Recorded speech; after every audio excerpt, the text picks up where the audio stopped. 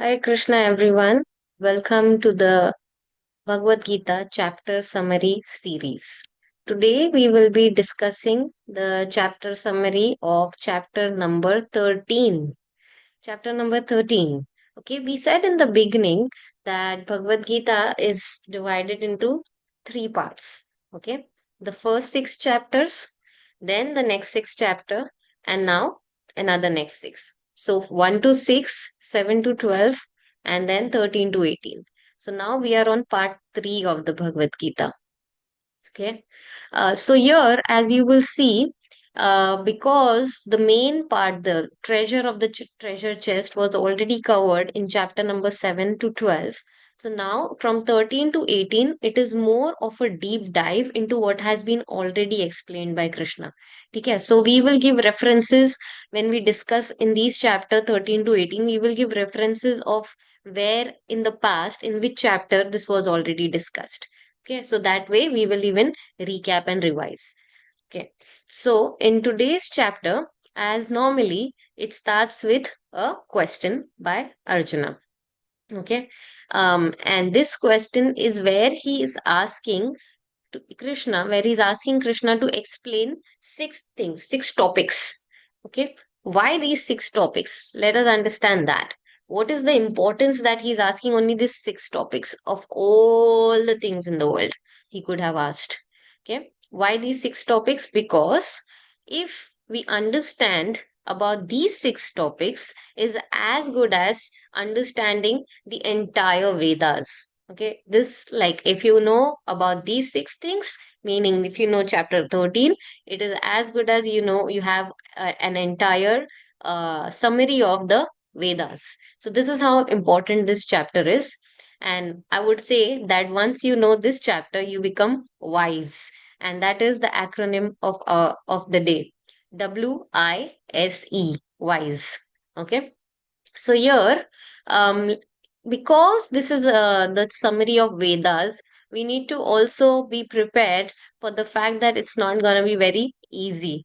हाँ, सब कोई तो वेद पुराण नहीं समझ सकते, right?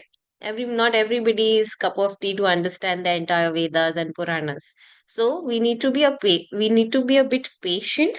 That is gonna be a bit complicated, but if we pay attention, if we focus, believe me, it's gonna sound very simple and you will be a pro at Vedas. Okay, let's begin.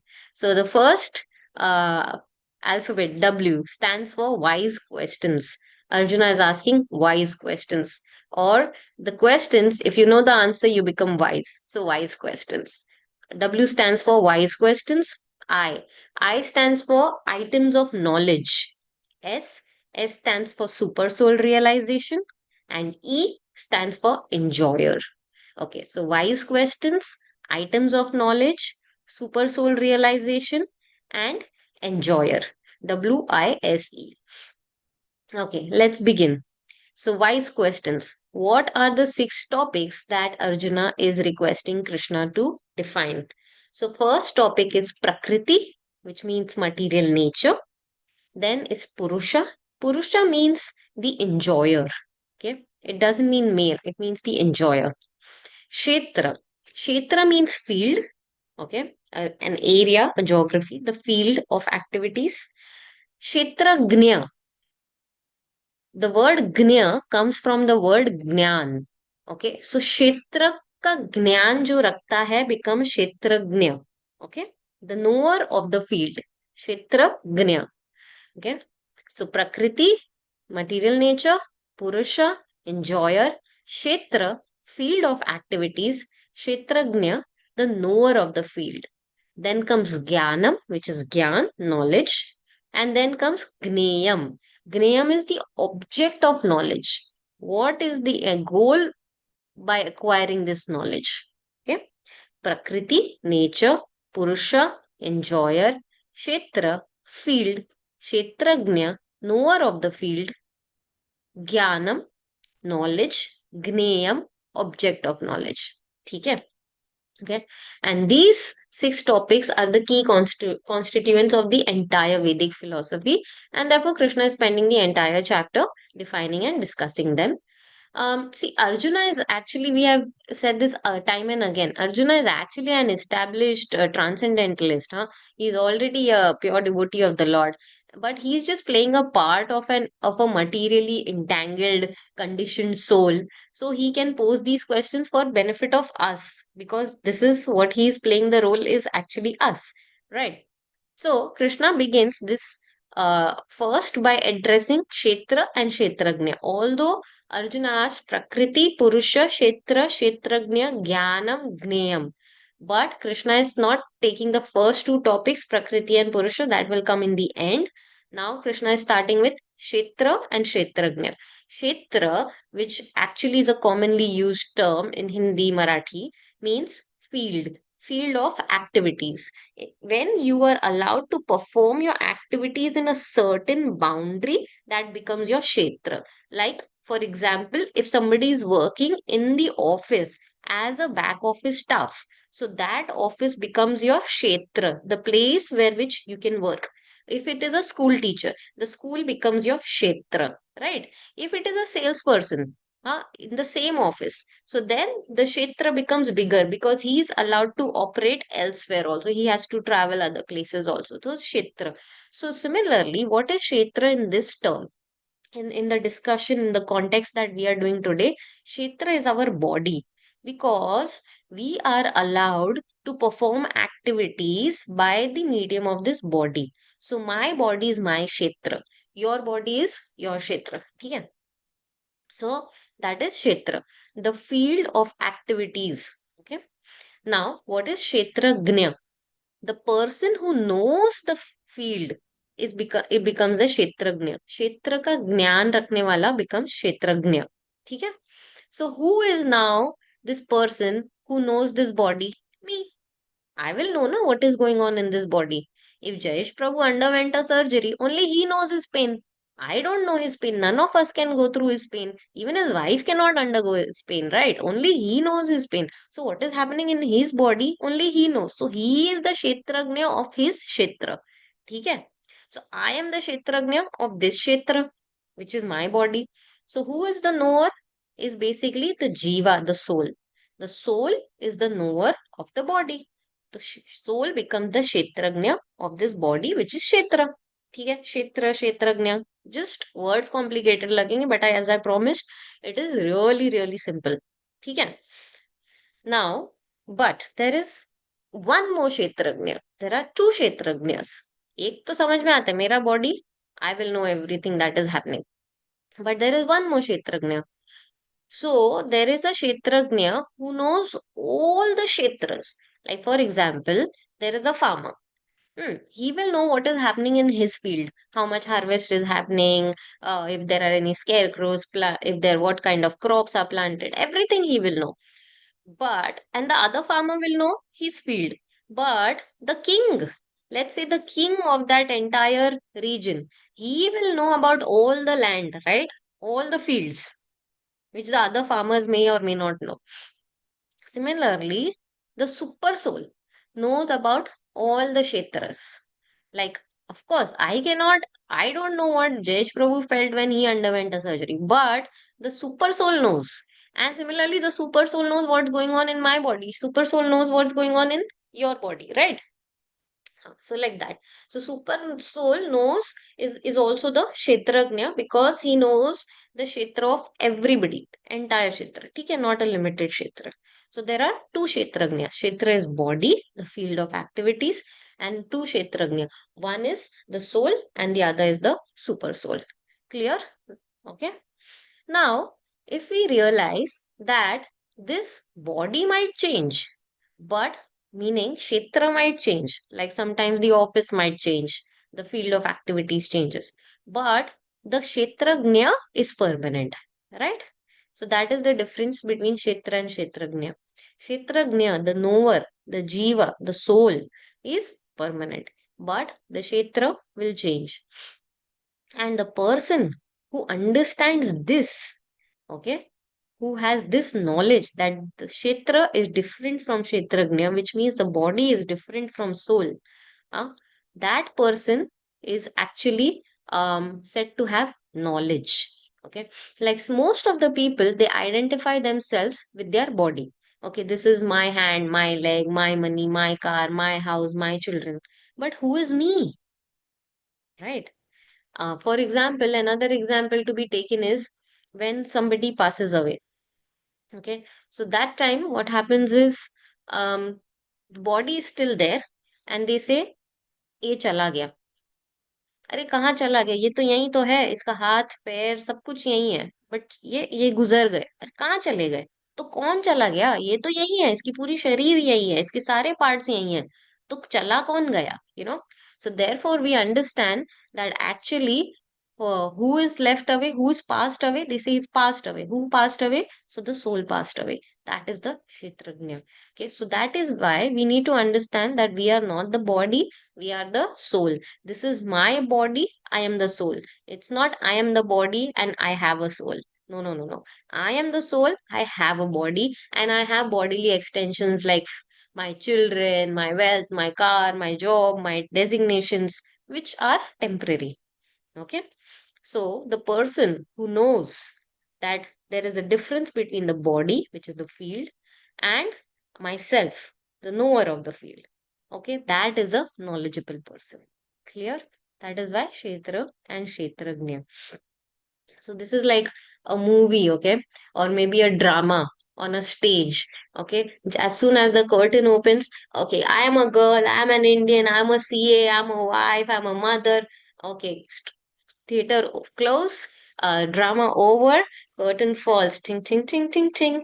Then again, curtain opens, ting, ting, ting, ting, ting, new role. Maybe I'm a boy, I'm an American, I am this, I'm that, maybe I'm a dog. So, like this, curtain falls, drama over, ting, ting, ting, ting, ting. Then again, curtain opens, ting, ting, new role. Okay, but that Kshetrajna remains constant.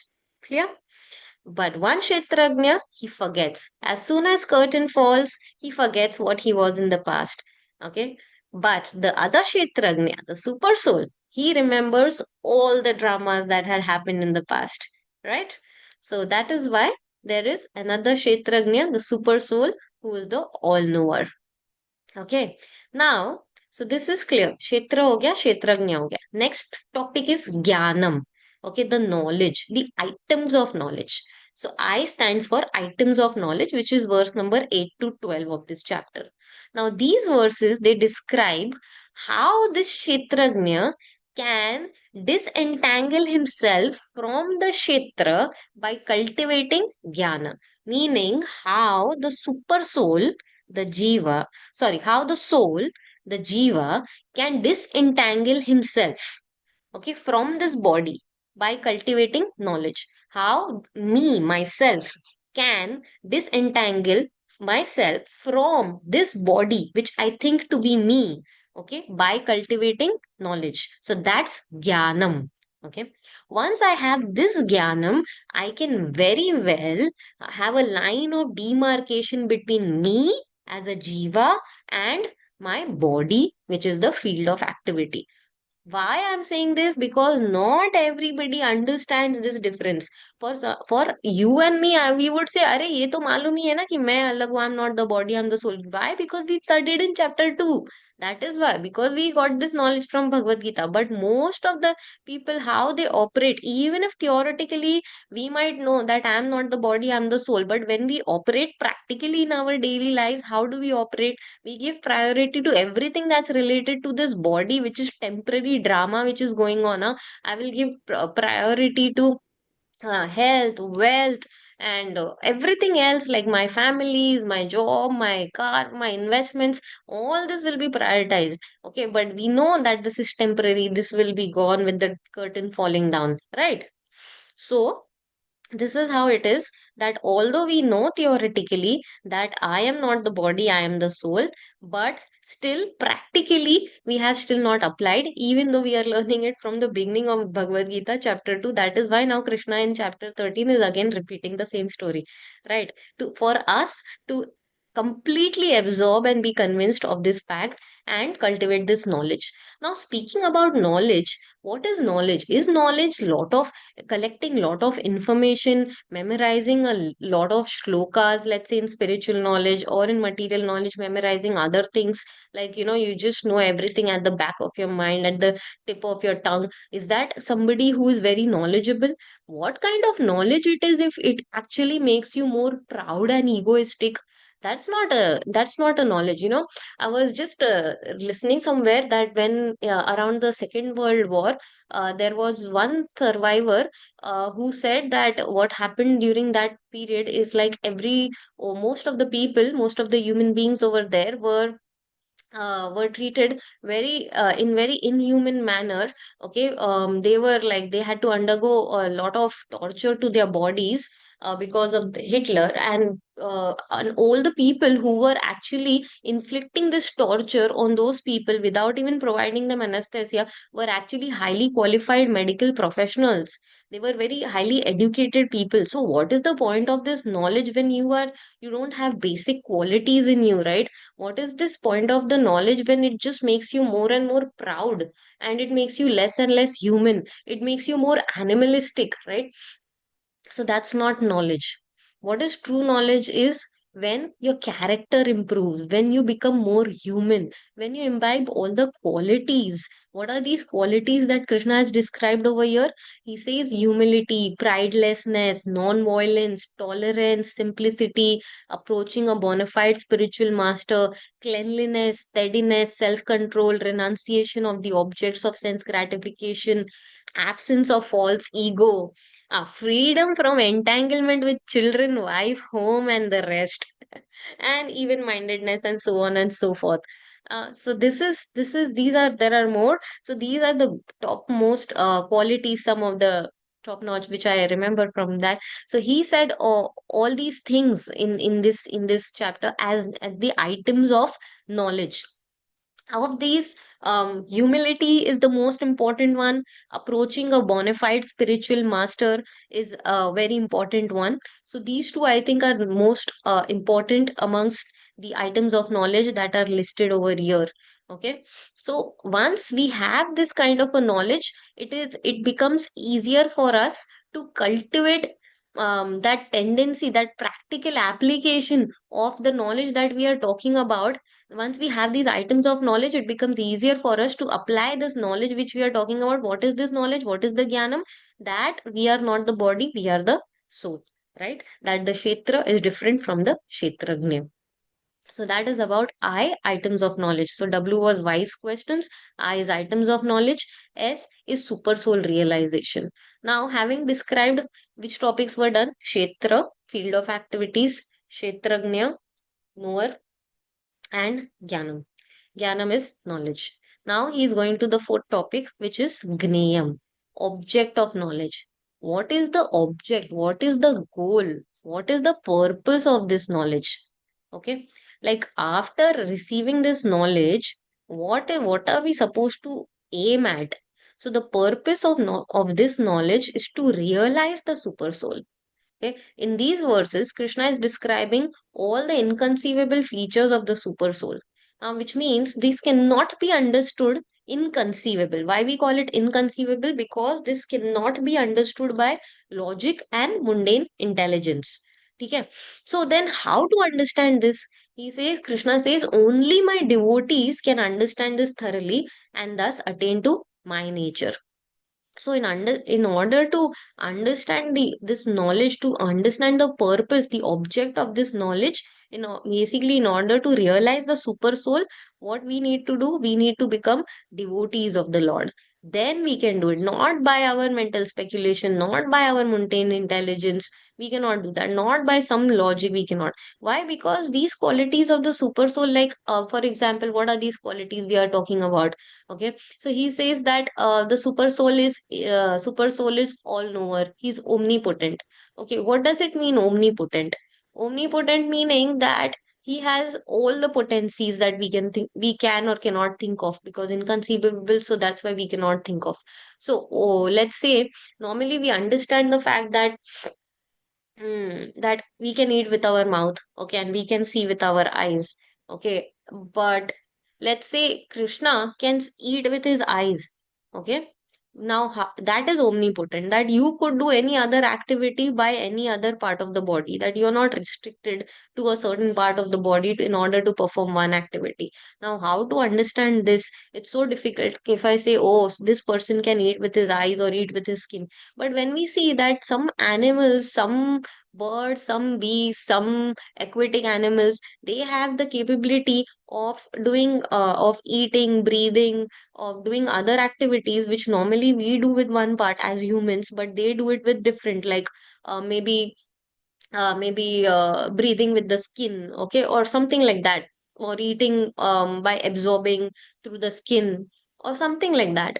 So like that, if the animals can do, so then why not the Lord can do? That way we have to find logic and understand, but that will not be complete. It will still be difficult to understand because our thinking is so conditioned and so limited. So that is why it is inconceivable for us to understand by logic and intelligence. But if we become devotees of the Lord, if we have that, if we cultivate that love, that devotion, that faith on the Lord, then it becomes easier for us to realize the super soul and understand these inconceivable features of the super soul, because we can do it by love and devotion and not by mental speculation or a mundane understanding. So that was S, which is the Jneyam, which is the purpose of this knowledge, which is to realize the super soul. S is super soul realization.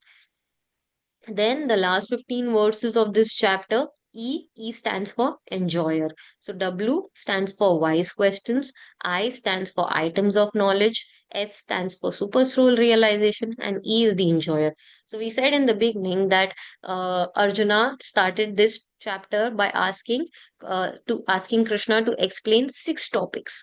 Okay, the first topic was Prakriti, Purusha, then Shetrajna, Jnanam, Jneyam. Okay, so out of that, which one we covered? Krishna began with explaining Shetra, the field of activity, Shetrajna, and then he spoke about Jnanam, then he spoke about Jneyam, object of knowledge. So what is left is Prakriti and Purusha to be discussed. Are you with me? Okay, so now we go into those two topics which are left, which actually Arjuna asked first, but in the beginning, what we said that we will discuss it and in the end. So Krishna has kept these two topics in the end, Prakriti and Purusha. Okay, so what does it mean by Prakriti?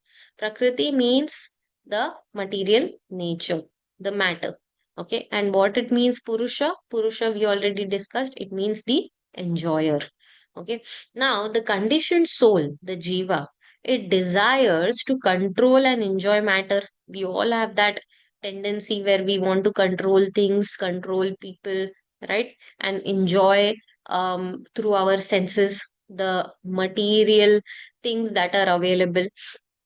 So that is how there is an enjoying spirit uh, in the conditioned soul, in the Jiva, in the living entity. Because of this enjoying spirit, he is bound to the material world. Okay. So now the super soul is actually the true enjoyer. The conditioned soul is only trying to enjoy. He thinks he is enjoying. Okay. It's an illusionary enjoyer, I would say. But actually, the real real enjoyer, who's the real Purusha, is actually the super soul. Because ultimately, everything is meant for his enjoyment. The soul, the Jiva, he is not the real enjoyer, because he has the tendency to enjoy. Here in this chapter, he's termed as Purusha also. However, he's not the real Purusha because he cannot enjoy. Now, somebody will say, why I cannot enjoy? Why the Jiva? Why the soul? Why me as a living entity cannot enjoy?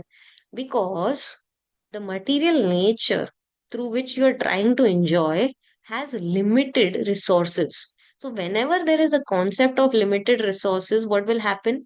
Frustration, competition, greed, envy. That is not enjoyment, right? That's one. Okay, let's say you will try to enjoy material things. What will happen is, one, either you will be you will try, but you will be unsuccessful, then disappointment.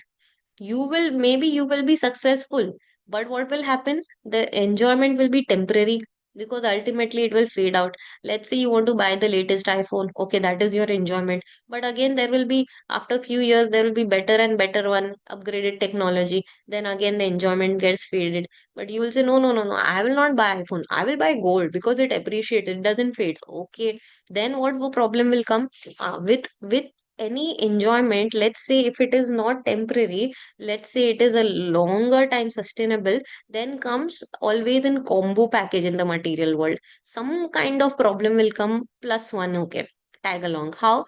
Then there will be a fear, अरे कोई चोरी ना हो जाए, अरे कोई लेके ना चला जाए. Something will come as a problem. If you will buy a big car, then there will be like, अरे scratch ना लग जाए. So there will always be some other side, because material world is a world of duality. So there will always be the other side. Therefore, it is not possible to really enjoy in the real sense of the term for a long sustainable period through material resources. So that is why the jiva cannot be the true enjoyer. He is only the illusory enjoyer. The real enjoyer is the Supreme Personality of Godhead, the Super Soul that we are talking about. He is the real Purusha. So therefore, it is in the interest of the jiva to serve the Supreme Personality of Godhead. To serve, the soul should serve the super soul who is actual enjoyer, and then he himself will enjoy. That is the correct way to enjoy. Just by pouring the water over the root of a plant, okay, the whole plant or the tree gets energized. We don't need to uh, water to the trees bark separately, to the twigs, to the leaf, to the fruits. No, just you do to the root, the entire tree gets nourished. Similarly, if we try to serve the Supreme Personality of Godhead for his pleasure, for his satisfaction, for his enjoyment, automatically we will also be in satisfaction. So this is the correct way of enjoyment.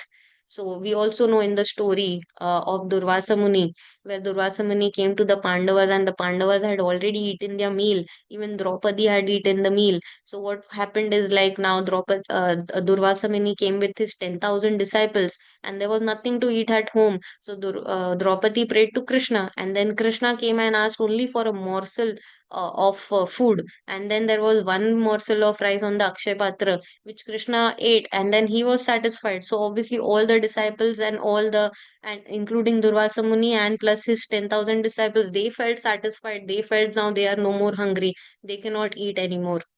So they also felt satisfied. So in this way, we satisfy the Lord, and all of us become satisfied. Individually, it's not possible to satisfy myself, and not possible to satisfy each and every other person that we are trying to do in our life.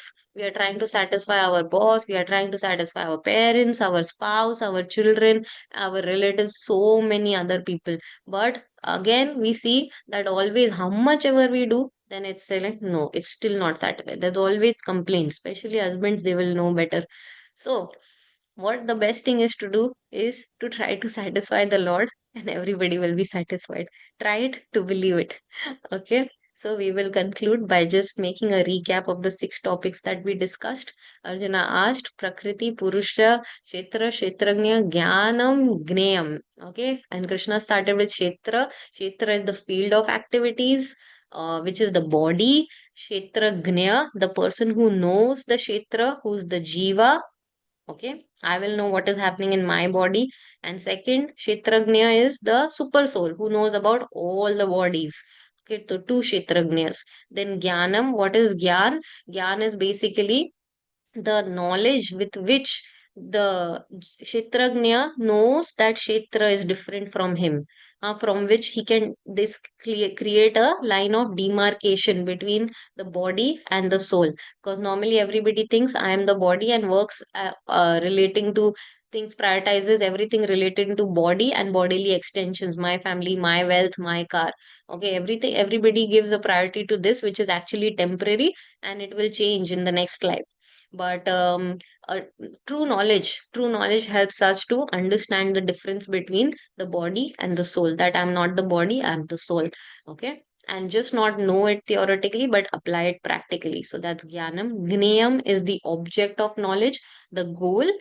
what is the goal, which is super soul realization. To try to realize that super soul which is inconceivable, which cannot be understood by mundane logic, by intelligence, but only by devotion.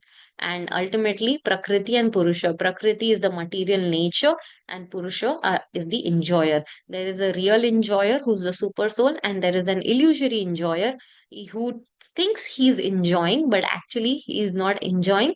But he just has an enjoying tendency, and that is why he's termed as a Purusha over here, but he's not the real Purusha.